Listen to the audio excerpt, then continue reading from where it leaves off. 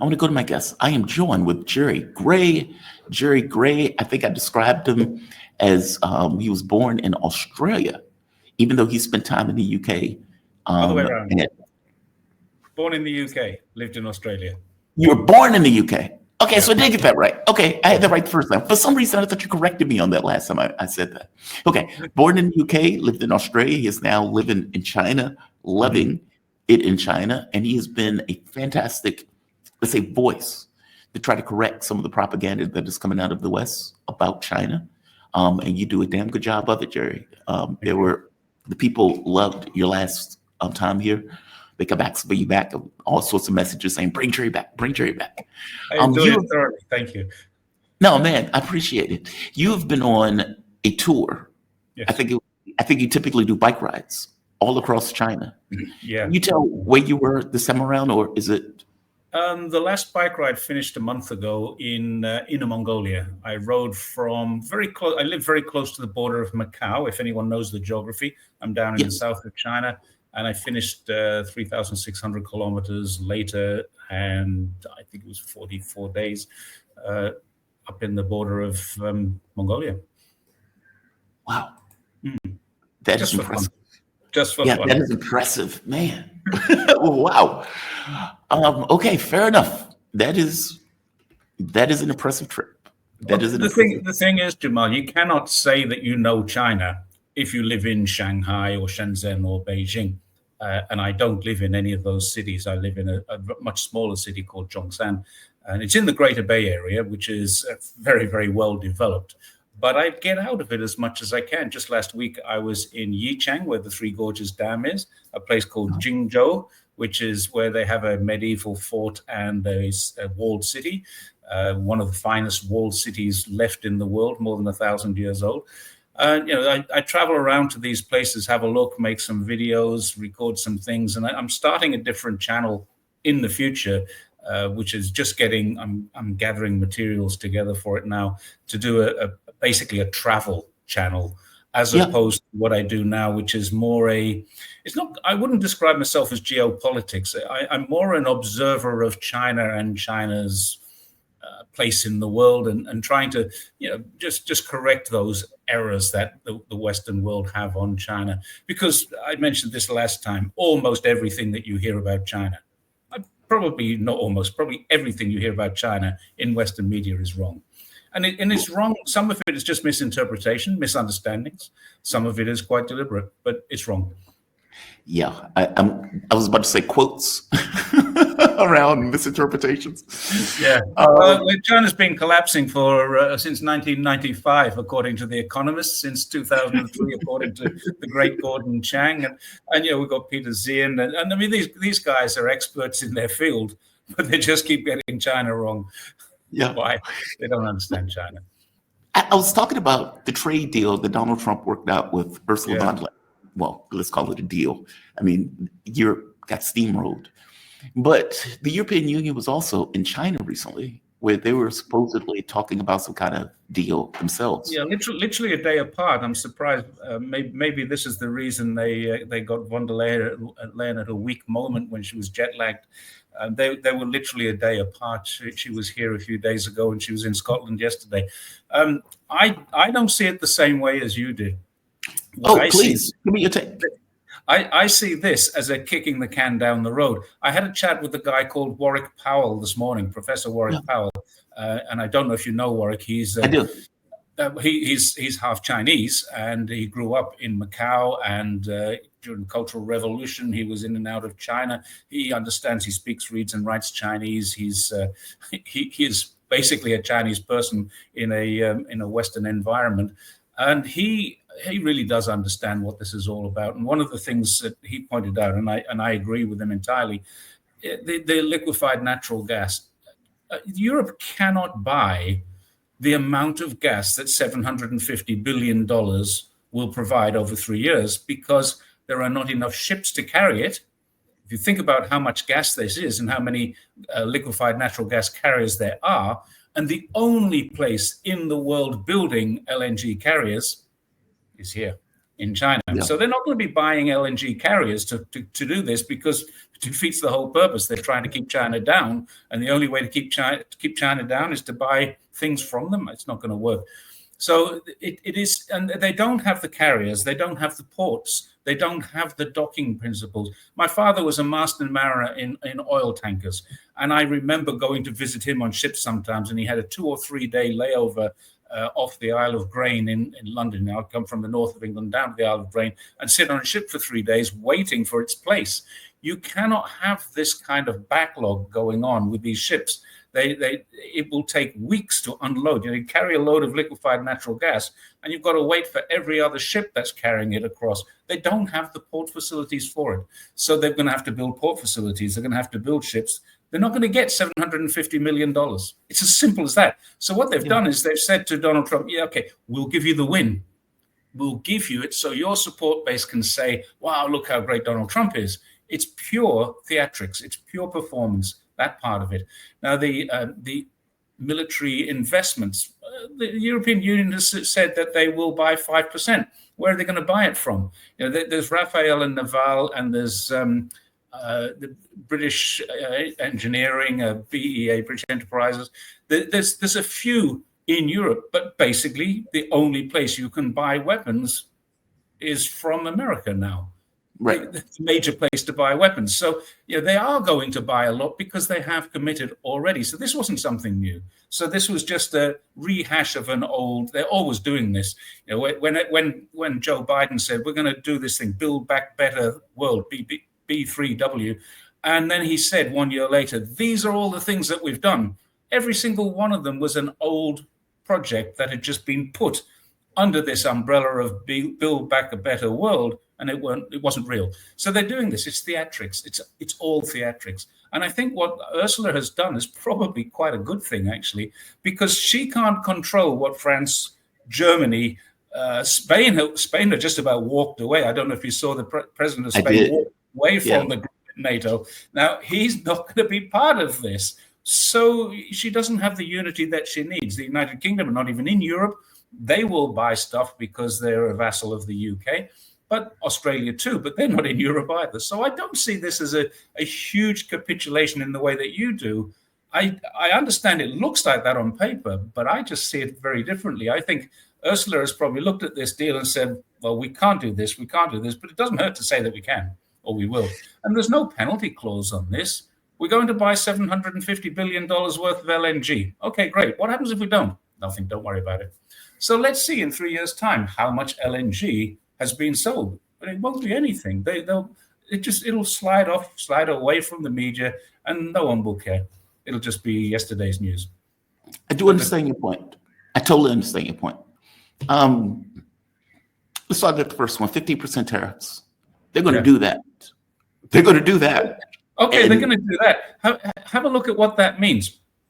An American car manufacturer, for example, gets 20 or 25 or 40% tariffs on the steel, the aluminium, and the things and the parts that they need to build their car in America. They've got tariffs in America to build a car.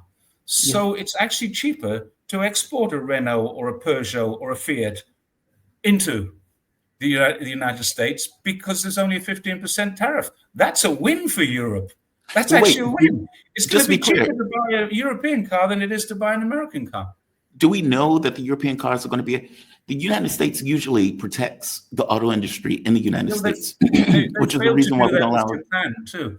The yes, Japanese exactly. car making industry, auto industry, must be clapping their hands with glee and high-fiving each other because they now have a 15% tariff on their cars, and America has a 20 to 40% tariff on all the things it needs to build cars because they don't have steel there. There's not enough steel. There's not enough aluminium. It's coming in from Mexico. It's coming in from China too, but it's also coming in from Canada. So this is not a big win for America. It's a big stage show performance. This is the Wizard of Oz. There's smoke, there's mirrors, and there's curtains, and there's a big scary voice. But there's not a reality of a proper deal. That's my opinion. I so disagree with you on this. Because, look, I've been to Europe, right? And if you look at the products and everything else that are coming out of Europe, those products tend to have higher standards. They tend to be safer. especially food products. They tend to taste better. And it sounds like that we are now having an open market where we can export many of our products into the European marketplace. I don't even know what this means for the European Union, whether or not they're going to maintain the standards that they were talking, like they have as a entity for the U.S. products that are coming in. And for the money, or for the, let's say, the energy thing, the United States has already effectively damaged Europe in the context of the European economies. Look at what's taking place in Germany. Look at what's taking place in Italy. Like, they're deindustrializing many of those locations because they've stopped accepting or buying Russian fuel. Yes, they still buy it, but they're buying it through third parties. So Saudi Arabia, India, with the markup. I mean, they're already taking a hit for it, meaning Europe is already doing what Europe is saying and putting into writing in regards to what they want to do. They may not have enough ships. They may not be able to import that much oil. They're going to try.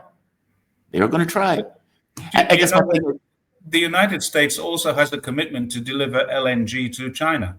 The second largest LNG deal in history. It was, at the time it was signed, it was the largest liquid natural gas in history, was signed with China to deliver gas to here. Now, they don't have the ships to deliver to here and there. So what are they going to do? Now, what's going to happen, of course, is that it won't ever arrive in China. It'll be put on a ship somewhere in the United States. It'll be consigned to China. And on paper, China will sell it to Europe. And so Europe will have to pay China to buy American gas, because America has committed to selling billions of dollars worth of liquefied natural gas. This happened about 3 years ago. And then they went out a year later, and it was during the Olympics, the Winter Olympics here, they signed a deal with, I think, Qatar, one of the Middle Eastern countries, to do an even bigger liquefied natural gas deal. Now, the big problem with that is those two deals that China signed have effectively occupied every single LNG ship that exists, because China wants all that LNG. So China is buying it and getting it delivered, and it has the facilities and the port facilities. So if China wants to sell this to someone else, they can. But that is already committed to China. So that's another thing that Ursula probably knew. I hope she would know that. Interesting. That is super interesting. And I mean, once before, though, it was made clear that the United States didn't have enough LNG to replace the Russian oil that Europe was getting at one point. It has enough. I'm fairly sure it has enough fuel. What it doesn't have is enough capacity to deliver. With Nord Stream, there's one of the Nord Stream pipes is still operable, and all they need to do is just to turn the cog, and it will start flowing again. And Putin has said this. He said this a couple of times. Germany can have our gas, and they've just got to ask for it. We can just turn it on anytime they want. They wanted to stop it, not us. We're quite happy to sell it to them. Of course, they don't want to buy it. So what they're doing, instead of buying it, is going to India, Saudi, even China, and buying it through third parties. It's still gas, but they're avoiding sanctions, and they're avoiding. I mean, sanction avoidance is crazy. What's the point in having sanctions if you're still going to buy the same gas from a third party at a higher price? It's helped India's GDP has done very well in the last couple of years as a result of this. I guess I'm saying Europe has damaged itself. Like, whether they have enough ships, from my understanding, we did not have enough LNG. But again, I'm not going to argue that point. I don't know that it's a flat fact. I'm just saying, and it may have changed over time, like they might have increased the facilities and everything else to accommodate it. But the reporting at the time was that we didn't have enough LNG to supply to Europe to replace everything that they were getting from Russia, especially at the costs that Europe was paying. Europe was paying 5 times more for LNG from the United States. So they are paying more for less. And you make a great point, though. How do you get it to Europe if you don't have the infrastructure to get it to Europe over the course they don't have the ships. And even if they have the ships, they don't have enough ports to take in. Exactly. I mean, currently they're taking LNG from America, but I think last year was $28 billion. If you're taking 750 billion over 3 years, and 28 billion was 1 year's total, then how are you going to manage that? Where's that gas coming from is one question. How does it get from one place to another is another question. And how do you process it once it arrives? You've got to build the facilities to offload that gas. And they do have some facilities, of course, but they don't have all of the facilities they need because for the last 20 years or so, they've been relying on Nord Stream, or not 20, last few years, they've been relying on Nord Stream until Nord Stream was cut off.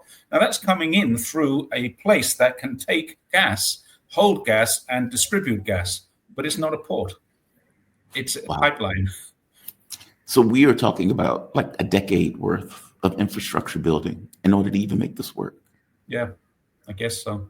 I don't know how long it takes to build that kind of port, but I'm sure China could do it if they asked. Well, that's the other interesting part. It seems like a choice was going to have to be made between, do we want to deal with China or do we want to deal with the United States? Their meeting with China lasted only a day, and then they left early. Yeah. And then they went to the US and said, Daddy, we're home. Help, throw us a bone. I'm curious on your take on China and the European connection. I mean, it seemed that Europe at one point was saying, hey, we're not going to take a lesson from the United States on this. You're not going to force us into the situation. We're a power. We're not going to tolerate this. We're going to go to China if we need to. And there was a lot of talk about Europe making some kind of deal with China. That seems to be off at this point. No, it's not off at all. The European Union consists of 26 countries, 26 individual countries with a combined governance. So there are also two things in that combined governance. You have a European Parliament, which is elected, and they make the rules. And in that Parliament, you have people from every country represented. And then you have a European Commission, which manages the European Union. So the European Commission was here talking with Trump. Now, the European Commission does not control any of this trade. Each country controls its own trade. They have autonomy to deal with whoever they want to deal with, but then they have laws that are written for the entire union. So they have unity, but that unity is fractured at the moment. It's not going. France is not very happy with Germany. Germany's not very happy with Spain. Spain is not very happy with anyone. Hungary is not even in the union, but it is in the union. Serbia wants to be in and has been trying for 14 years to get in, but is not getting in because of the Kosovo issue. Now, all of these things are America's way of creating distractions, creating division. America does this very, very well. They create division and then they come in and say, oh, we can fix this problem. And of course, it's at your cost and our benefit. So that's why they're doing that. So von der Leyen is not an elected representative of the European Union per se. She's an elected commissioner of the Europe. She's elected by the Union to represent the European Union. She doesn't come here with trade deals. She doesn't come here with business people. The president of France, the ministers, the trade ministers, they have all been here and they are all doing deals with China. There's a lot of deals going on. And Hungary is very big with China at the moment. It has been for a while. Serbia is doing well with China, has been for a while. Now, these are countries that are outliers inside of the European Union. Serbia is not really a member, but it's 14 years sitting on the periphery, not allowed to have a full membership yet. So at some stage in the future, I think those Balkan countries, if we can call them that, they are going to kind of graduate away to the Eurasian Economic Union, which is 5 countries, including Russia as one of them. I think it's Kyrgyzstan, Tajikistan, not Afghanistan. Afghanistan is a partner to it.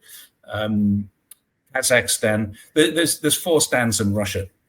And they are the Eurasian Economic Union. They have more in common, I think, with the Balkan countries than Europeans do. So I think you'll probably see a shift to that kind of thing. And they're very big with China. They're a trade partner with China. They have a free trade agreement with Iran. So you've got Russia and 4 other countries dealing with Iran in a free trade agreement. So there's a lot of things going on that you just don't hear or read about in Western media that really show that the balance of trade, the balance of power in trade, and I don't mean military power, I mean the economic power that each country has. America is much less important than it used to be. And I think individually countries in the European Union are recognizing that. Spain in particular has walked away and it's not interested in being part of NATO and spending 5% and then supporting Israel. It just doesn't want to do that. It wants wants that to change. So we've seen this already fracturing inside of the European Union. I wouldn't be surprised if we have a few more Brexit-style things happening. But I think probably what will have to happen is von der Leyen needs to sit down with each of the leaders of each of the European countries and say, okay, how do we handle this? And I don't think the European leaders really want to deal with her to do that. So we've got all sorts of things going on there. How it will end, I don't know. I really don't. And to be quite honest, I don't follow European politics very much. No need to. I'm sitting in China. No, I get that. And I guess I got that wrong. I need to go check that. I thought the European Union functioned as a bloc, a trading bloc, kind of like the United States. It does function as a trading bloc. Don't misunderstand me. It's a united trading bloc. It is one bloc in the same way that ASEAN is a bloc and BRICS is a bloc. But each country has autonomy to do what it wants to do, where it wants to do it. Now, what would happen if one of those countries signed up to the Belt and Road Initiative would probably create divisions inside of that bloc. These are the things that this is the politics inside of the bloc. But yeah, the European Union can say, we're going to put a tariff of this much money on everything coming into the European Union, and that applies to every single country inside of the Union. Now, that's why they have an elected parliament to vote on those things. That's the process of democracy that they have. But then von der Leyen is not the person to make those deals. Von der Leyen is part of the management of the Union. She's not a trade negotiator. Each country negotiates their own trade. I see.